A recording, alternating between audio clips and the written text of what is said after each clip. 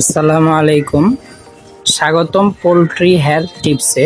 আজকের ভিডিওতে আমরা আলোচনা করব একটি বহুল ব্যবহৃত ও জনপ্রিয় মুরগির ওষুধ লাইসোবিট নিয়ে। কিভাবে ব্যবহার করবেন, কতদিন খাওয়াবেন, কি কি উপকার হবে, সবকিছুই সহজ ভাষায় জানবো ইনশাআল্লাহ। লাইসোবিট আসলে একটি মাল্টিভিটামিন এবং টনিক, যা মুরগির শরীরে ভিটামিন ও খনিজের ঘাটতি পূরণ করে। ছোট খামার থেকে শুরু করে বড় খামার, সব জায়গাতেই এই ওষুধ ব্যবহার করা হয়। এখন প্রশ্ন হচ্ছে, এই ওষুধটা আমরা কিভাবে খাওয়াবো ও কয়দিন খাওয়াবো? সাধারণত পানির সাথে মিশিয়ে ওষুধটি খাওয়ানো হয়।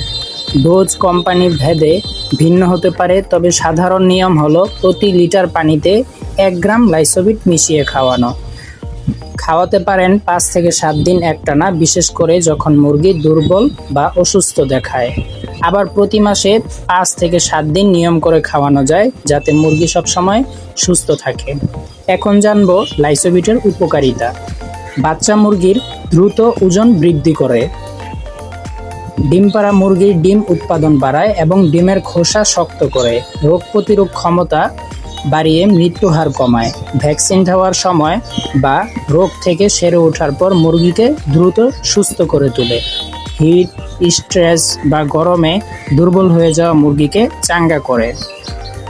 এখন প্রশ্ন হচ্ছে যে কখন খাওয়াতে হবে? যখন মুরগি দুর্বল বা রোগে আক্রান্ত থাকে, ভ্যাকসিন দেওয়ার আগে পরে, অতিরিক্ত গরম বা ঠান্ডার সময়, ডিম পাড়া মুরগির উৎপাদন কমে গেলে। তারপর যখন আপনারা বাচ্চা নেবেন, তো বাচ্চা নেওয়ার সাথে সাথে আপনারা লাইসোবিট দিয়ে দিবেন, কারণ বাচ্চা অনেক জার্নি করে আসে, তো তারা খুব দুর্বল থাকে। তো এই জন্য প্রথমে যখন লাইসোবিট খাওয়াবেন প্রথম ওষুধ হিসাবে, তখন সেটা খুবই কার্যকরী ভূমিকা পালন করবে। এখন কিছু সতর্কতা। সব সময় প্যাকেট বা কোম্পানির নির্দেশনা দেখে ব্যবহার করবেন। বেশি পরিমাণে খাওয়াবেন না। মুরগির পানি পরিষ্কার থাকতে হবে, কারণ মিশ্রণ নষ্ট হলে ক্ষতি হতে পারে। ওষুধ খাওয়ানোর সময় অন্য কোনো অ্যান্টিবায়োটিক একসাথে না মেশানো ভালো। ভেটেরিনারি ডাক্তারের পরামর্শ নেবেন।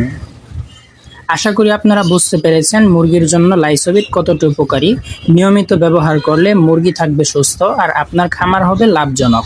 যদি ভিডিওটি ভালো লাগে তাহলে পোল্ট্রি হেলথ টিপস চ্যানেলটি সাবস্ক্রাইব করুন।